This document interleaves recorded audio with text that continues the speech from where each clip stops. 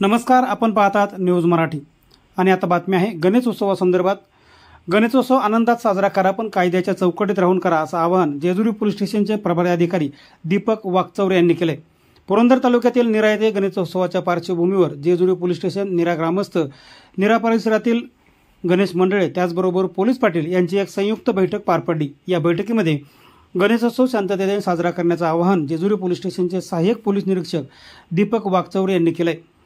गणेशोत्सव आनंदात साजरा करा, त्याचा आनंद घ्या, पण तो कायद्याच्या चौकटीत राहून साजरा करा, असं आवाहन त्यांनी यावेळी केलं। गणपती मंडळाला लागणाऱ्या सर्व परवानग्या आपण घ्याव्यात, त्याचबरोबर आपल्या वाद्यामुळे इतर कोणाला त्रास होणार नाही याची देखील काळजी घ्या, असं आवाहन वाकचौरे यांनी केले।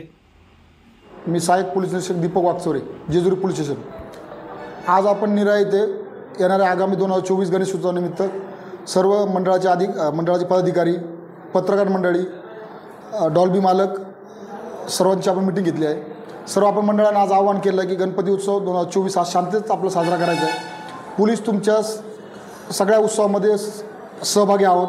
फक्त आपल्याला शासनाने घालून दिलेले निर्बंध व आमचे पोलीस खात्याचे निर्बंध जे आपल्या कटाक्षाने पालन करायचे आहे।